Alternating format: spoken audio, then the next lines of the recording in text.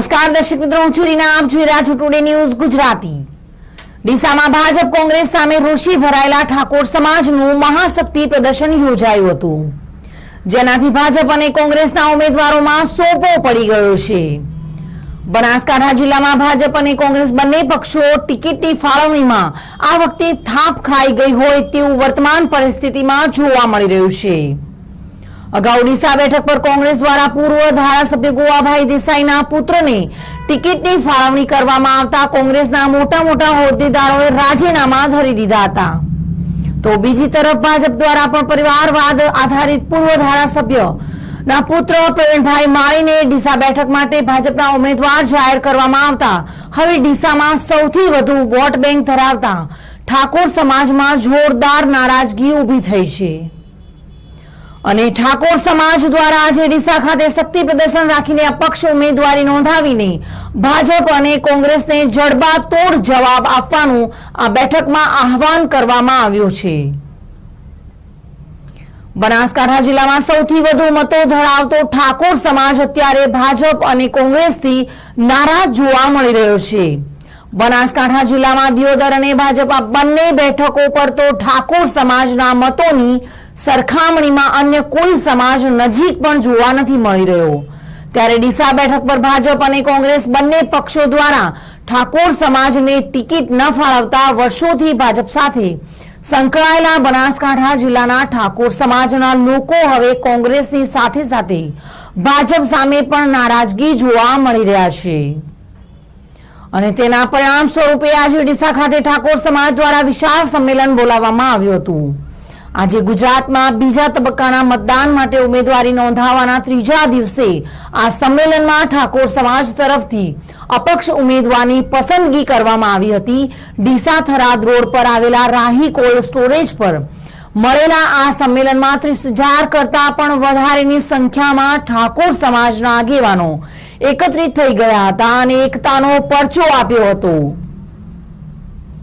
આજે રાહી cold storage પર યોજાયેલા આ સંમેલનમાં ઠાકોર સમાજ દ્વારા ભાજપથી નારાજ થયેલા લેબજીભાઈ ઠાકોર અને ભરતજી ગુંખને સમાજના ઉમેદવાર જાહેર કર્યા હતા। આજે આ સંમેલનમાં ઉપસ્થિત 30,000 કરતા પણ વધારે લોકો એકત્રિત થયા હતા અને એક સાથે સમાજના લેબજી ઠાકોર અને ભરતજી ગુંખને સર્વાનુમતે ચૂંટણી લડવા માટે હાકલ કરી હતી। આજે મંચ પર ભાજપ અને કોંગ્રેસ બંને પક્ષોની નારાજ થયેલા રાજકીય આગેવાનો પણ જોવા મળ્યા હતા અને આજે મંચ પરથી ભાજપ અને કોંગ્રેસ દ્વારા ઠાકોર સમાજને જે રીતે નજરઅંદાજ કરવામાં આવી રહ્યો છે તેની પર પ્રકાશ પાડ્યો હતો। મારે આજે એટલું કહેવાનું વધારે નથી કહેવું કે એકતા શું છે દરેકને ખબર પડી જોઈએ। એકતા એક શક્તિ છે, જ્યારે માણસ વૃદ્ધ થાય ત્યારે શક્તિ દૂર થાય ત્યારે બધા રોગો પ્રવેશે, એમ જો તમારી એકતા તૂટશે તો બધું થશે, કશું હંગુતું રહે નહીં। આ જે એકતા જાળવી એવી એકતા સાચવી રાખવાની।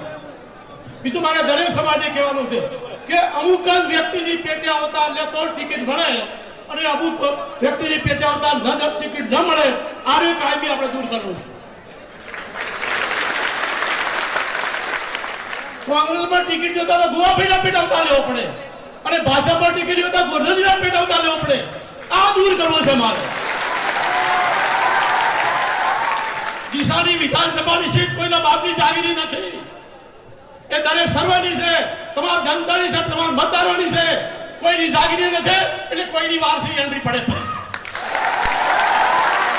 અને વારસી એન્ટ્રી પડે તો નામંજૂર કરી તમારા હાથમાં છે, બીજાના હાથમાં નથી। જો આજે તમે નહીં કરો તો કાલે તમારા છોકરાને કાઢવો પડશે। આજે તમારે કરવું પડશે।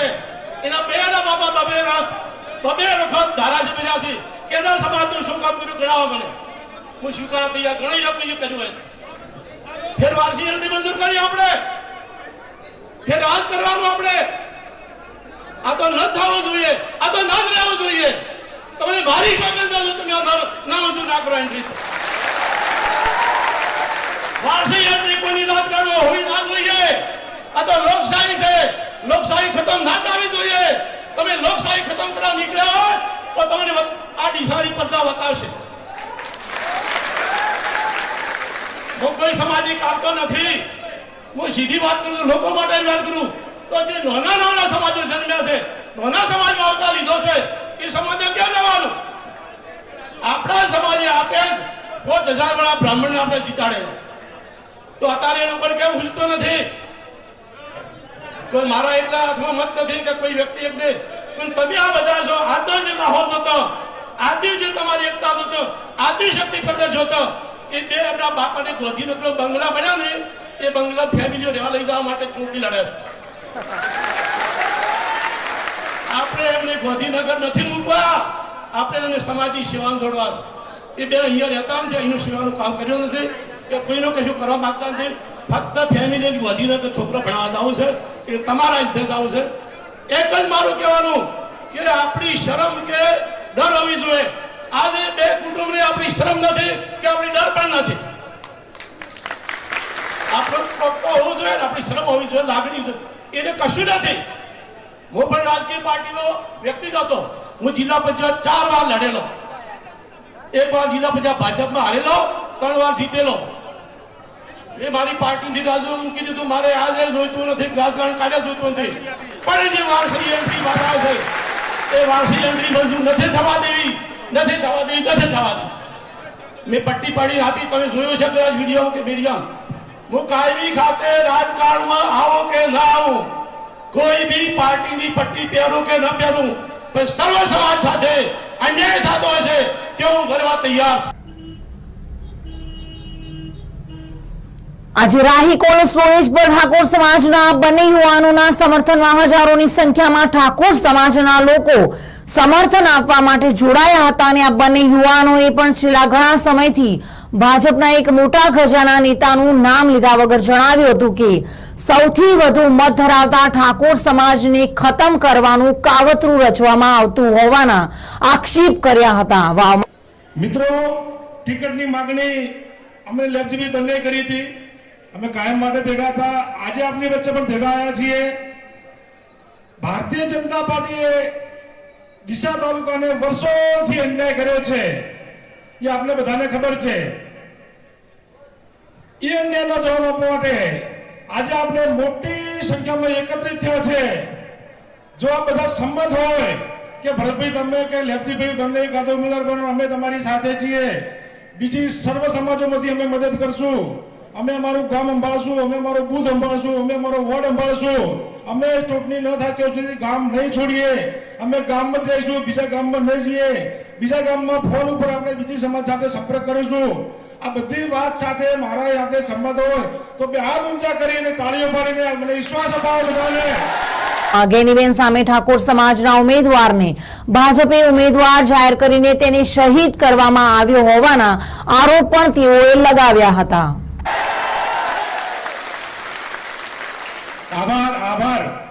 ગઈકાલે ભારતીય જનતા પાર્ટીની સભામાં કોઈ મોટા નેતા ડીસાના બોલ્યા છે. એવું બોલ્યા છે કે બધા રોડા છે, રોડાને ઉખેડીને ફેંકી દેવાના છે, આપણે એનો જવાબ આપવાનો છે. એનો જવાબ આપવાનો છે. આપણે રોડા નથી, એ આપણે કોઈ રોડા સાથે ન સરખાઈ શકે. એટલે એ પણ ચલો સંભાળીને બોલે. બીજી મારા યુવાનોને, મારા આગેવાનોને આજે જે પોલીસે રંજાડે છે, મારે એસપી જોડે વાત થઈ છે. હું કાયમ માટે તમારી સાથે છું, હંમેશા આપની પડકે છું. ક્યારેય કોઈની સાથે દુખી નહીં કરું. પોલીસ મિત્રોને મારી વિનંતી છે, આ કોઈ રાજકીય પાર્ટીના આધાર ન બનતા, ખોટી રીતે મારા યુવાનને રંજાડતા નહીં, ને એનું પરિણામ ભોગવવાની તૈયારી રાખવા.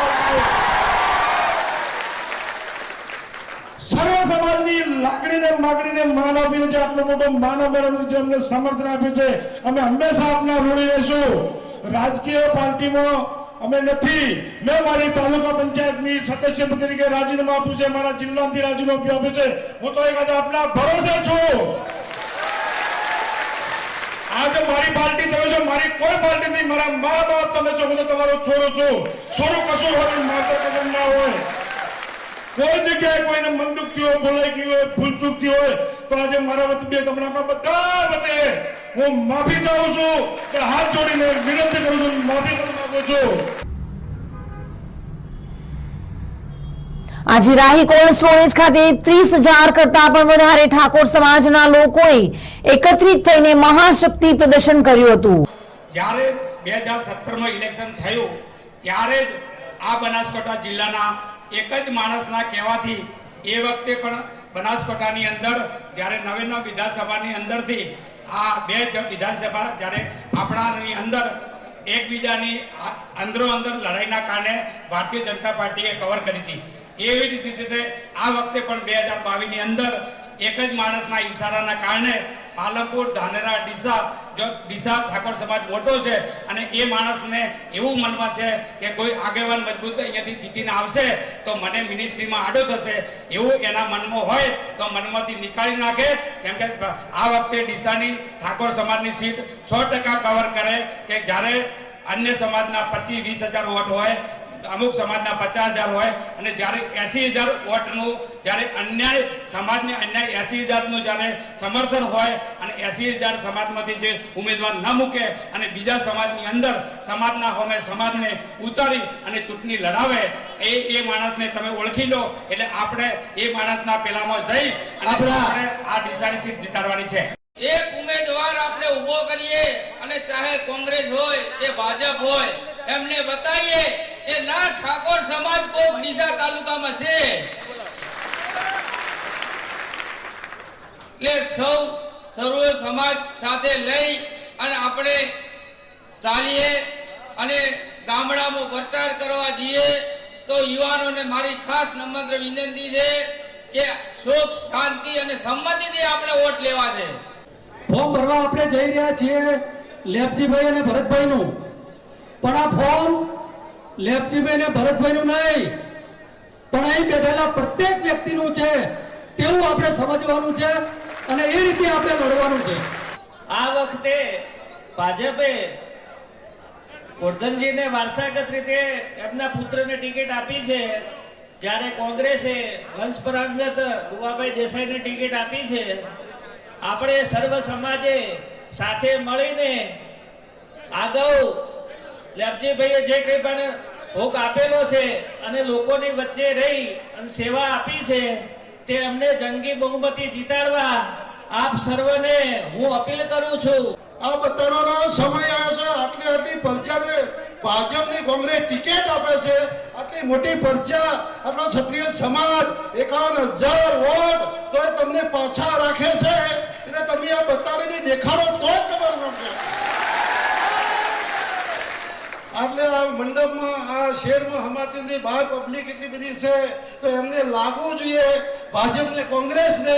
હું પણ કોંગ્રેસનો છું પણ આમંત્રણ મને મળ્યું એટલે હું તમારી સમાજમાં આવ્યો છું કે ભારતીય જનતા પાર્ટીએ નક્કી કરેલો જે પહેલો જે મિજાજ હતો કે દિયોદર અને ડીસા આ બંને જગ્યાએ ઠાકોર સમાજનું પ્રભુત્વ હતું. એટલે એમણે નક્કી કરેલા પાયાના કાર્યકર્તા હાથે હું વર્ષોથી 98 થી સક્રિય સભ્ય ભારતીય જનતા પાર્ટીનો હતો. અને ત્યારબાદ ડીસા નાયબ કલેક્ટર કચેરી ખાતે પહોંચી અપક્ષ ઉમેદવારી નોંધાવી હતી. 2017 ની ચૂંટણી આવી તો આપણા રાષ્ટ્રીય અધ્યક્ષ અમિતભાઈ શાહ જ્યારે હતા અહીંયા એમણે વાલા દવાલાના લીધે એમણે બીજા અન્ય સમાજને ટિકિટ આપી અને ઠાકોર સમાજને અન્યાય કર્યો. એની સાથે સાથે અહીંયા વાવની અંદર જે સમાજનું પ્રભુત્વ હતું એ સમાજને કાપવા માટે, માત્ર ને માત્ર શહીદ કરવા માટે, આપણા સમાજને અન્યાય કરવા માટે એમણે ટિકિટ ત્યાં આપી છે. એ માત્ર ને માત્ર ભારતીય જનતા પાર્ટીએ સ્વરૂપજીને શહીદ કરવા માટે ટિકિટ આપી છે. મિત્રો, ડીસા અને દિયોદર કાયમી માટે આ સીટો બંને જીતતી હોય. વર્ષોથી લીલાધરભાઈ અહીંયા એમના નેતૃત્વમાં અહીંયા ચૂંટણી લડાતી. આ સમાજ ભોળો સમાજ ક્યારે ડીસાની પ્રજા હોય કે આખા બનાસકાંઠાની પ્રજા હોય એમને ક્યારે એક તણખલા ભરું ક્યારે દુઃખ એમને આપ્યું નથી. બાજુના જ કોંગ્રેસની અંદર દારૂભાઈ ખાનપુરા એ પણ આપણા સમાજના નેતા હતા. કોંગ્રેસની અંદર નહીં પણ દરેક સમગ્ર ગુજરાતની અંદર તમે પૂછો, આ સમાજે ક્યારે એમણે કોઈને અન્યાય કર્યો નથી. એટલા માટે કહું છું કે આ સમાજ દિલીપજી ઠાકોર હોય, આ સમાજ ક્યારે કોઈને નડતો નથી. માત્ર પદનો ભૂસો આ સમાજ છે. એટલે અહીંયા વેપારી વર્ગ હોય કે ડીસાની અંદર અમે એક નાના માણસો છીએ. અમે ક્યારે અમારી જમીન જાગીર વેચીને અમે કોઈના પૈસા પાડ્યા નથી. એટલે આ સમાજને, ભોળી સમાજને, પ્રજાને છેતરીને રાજકીય પાર્ટીઓ દ્વારા કાવા દાવા કરી અને એમણે ખરેખર અન્યાય કર્યો છે. અપક્ષ ઉમેદવારી નોંધાવ્યા બાદ ઉમેદવારોએ જણાવ્યું હતું કે ઠાકોર સમાજ સહિત તેમની સાથે અન્ય સમાજનો મોટો સહયોગ હોવાથી તેમની જીતનો આશાવાદ વ્યક્ત કર્યો હતો.